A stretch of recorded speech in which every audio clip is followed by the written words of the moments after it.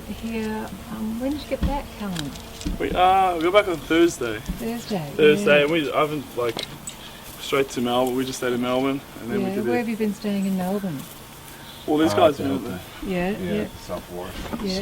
It's been really nice. No one does. History? No one knows that I had to. I've just been to the beach and collected all the kelp for the dogs because they like to. What are those? Kelp. Kelp. So this latches onto the rock, and then there's got a great load of seaweed behind it. They love to chew on it. It's kind of like better than a marrow bone, really.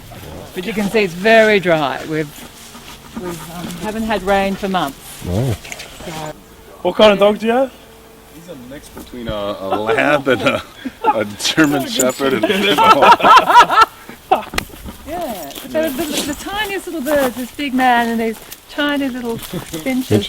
And unfortunately for Calum, because he hasn't been here, I've just tried to grow a passion fruit vine over his aviary. It's a very impressive aviary. Yeah, it's very big. Little hobby, good little hobby. Yeah. And you used to go and sell them, didn't you? It had doves, finches, parrots, quail, Had everything in there. weavers. Building up his muscles, we flipped the tyre over there. Still trying to get rid of that tyre, Calum.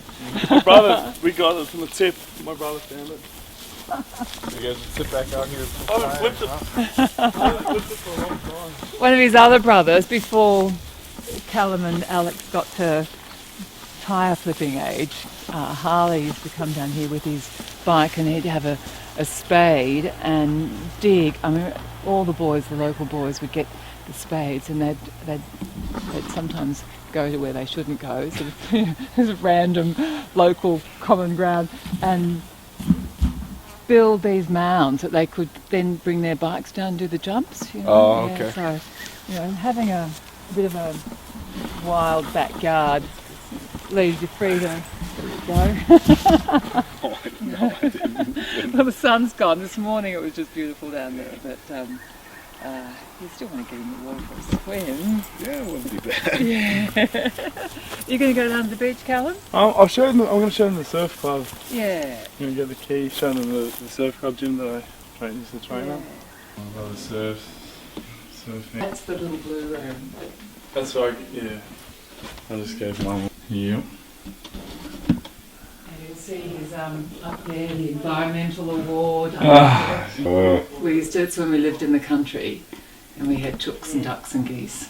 But, so I'm showing these guys, we've just brought them here because Steve Blackman is the owner of Muscular. He's the owner of MD. So he wanted to get as much content while these guys are in town. We come down and show them home and the surf club. Just to give you a bit of an environment of where Come to Anglesea. I just showed them the kangaroos at the golf course, so they'd never seen the kangaroo before. Daniel Ketchell, who I've been emailing, he recognised me and he said to Arnold, "This is the guy I told you about," and he introduced me really quickly. Yeah. And he came back and he said, I can't even remember. What he said. I can't even remember. I hope I said something normal because I can't really remember what I... Something about give us a double bicep. Yeah, that's right. He said, let's do double biceps, and he rolled up my sleeve and and I think he was happy. Yeah, I can imagine when they. He's very professional. He was very shows that he's very very good at what he does. Takes the photo. And so he would have done. It was like 20 great seconds and then he's gone. Yeah, exactly. Well, he's got a lot of ground to cover, and he's done this in public. But do you walk up the side of buildings and stuff like that? Right, so I'm just like that. In a hurry? No, but they're actually a lot more comfortable than you think. No, they look very comfortable. Yeah, and the thing is you actually get the amount of stability you get from having your pinky toe free floating as opposed to in a shoe is incredible. You wouldn't think it, but it's. I knew a bloke who had to have his minus 40, minus 45. I think it's gotten as cold as minus 50.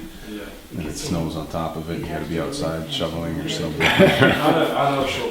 Because it's usually me holding the camera, you see. Mums always want to have the family photos, don't they? Everyone's together, let me get the shot. So here we are in Anglesea. This is the house that I grew up in. And these are my parents, Ingrid and Stephen. And so this is my house, and this is where I spent most of my childhood, or half my childhood, growing up. Well, Calum probably spent most of his time outside playing soccer when he was a young lad, didn't you? So you were lucky to get in the house sometimes. It was like stay out until sunset, really. Yeah. And that was good, kicking the ball around. We used to have to drive a long way, and then we'd have to get home, and Calum would have to collect the wood to light the fire to heat the house.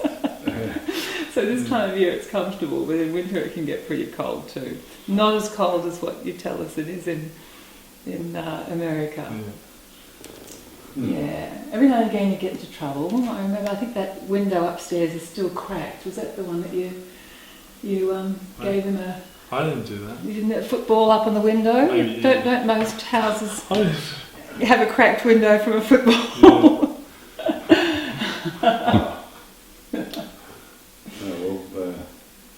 Before this, we moving down to the coast, we used to live in a place called Elphinstone, and it was on 1.5 acres, and we had chickens and ducks and geese and a couple of goats, pony, and our vegetable garden, which Ingrid was very busy in.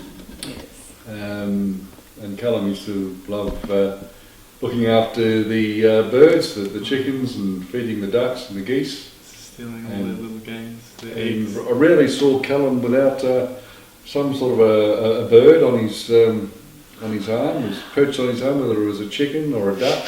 Didn't seem to matter. Remember when he had the ducklings? Was it the ducklings? And he had one duckling in each right. hand. No, the chickens. No, that's right. He's going to teach them how to his fly. arms, and he's running down this pathway with these chickens on his arms, saying, "Fly, you bastards, fly." Mum used to have a big vegetable garden. We used to eat a lot of food. Like, used to grow a lot of different. Used to do a lot of cooking. We had a red currant bush They and a liked black it. currant bush, and I'd just sort of say, go and sit under the bush, and they could just eat the Everyone berries wants to off know, the bushes. Everyone wants to know how I eat what I eat, and I don't put on fat. Basically, why? Healthy upbringing. Well, healthy upbringing. Well, yeah, it's very healthy, but now We never had takeaway, did we? No. We never had takeaway. We pretty well stayed clear of pretty well all processed foods. Yeah.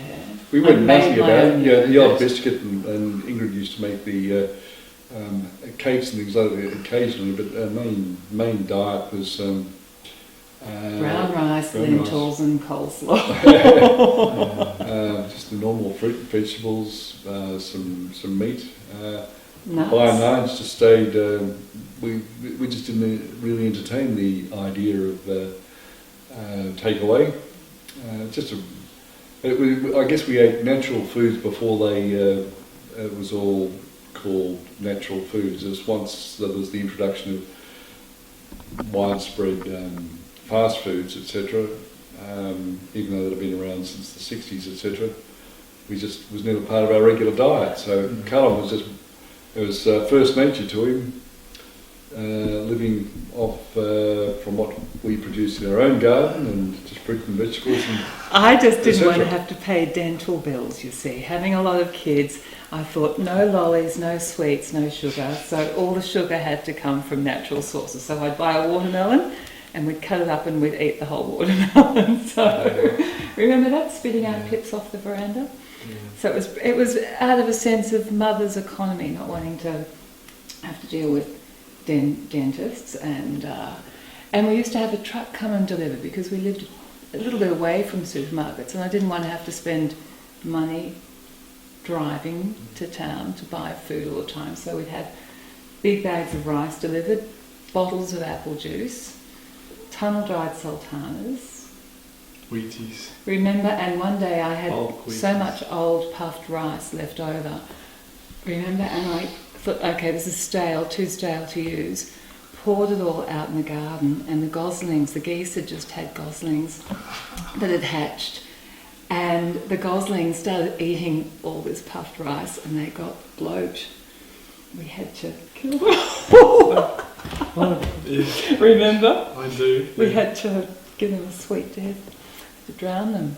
You don't want to know about that, do you? Well, it's sort of relevant. I guess it's like what happens when bodybuilders have too much carbs. They're dieting, they get You blow up and you have to exhausted. They, fortunately, it goes away.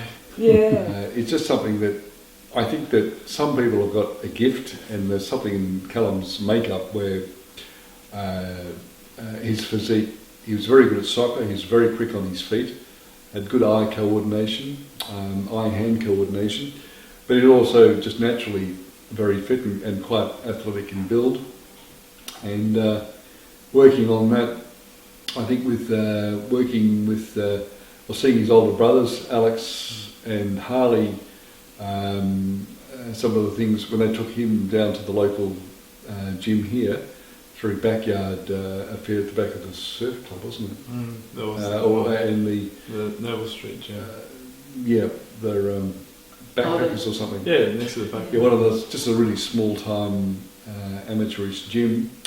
But I've seen some of the other bodybuilders have just gone with over time. They seem to have lost their way.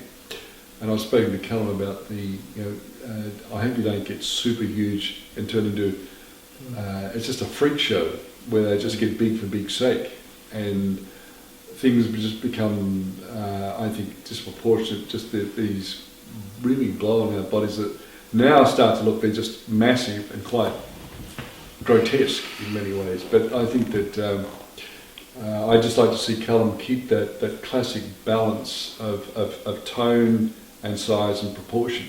It's nice after a bit of rain, the sun comes out and it goes into glass.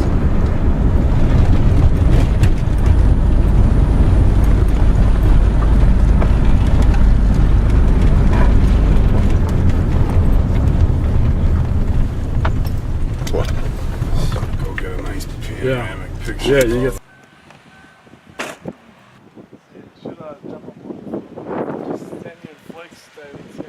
Okay, so here we are at the Anglesea Lookout, and behind me we have Point Road Night Beach, and just down here is the Anglesea Main Beach. This is where I spent a lot of my childhood growing up. And as you can see, it's not a bad place to grow up, spend your teenage years.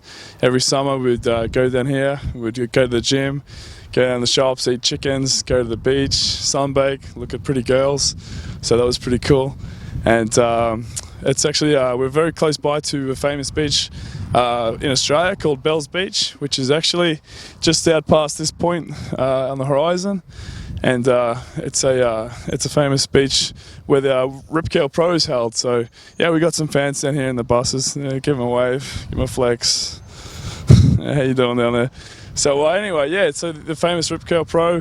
You guys have got a pro surfer, Kelly Slater, a few other surfers. So every year around this time of the year, actually, they gather down here for the prestigious event.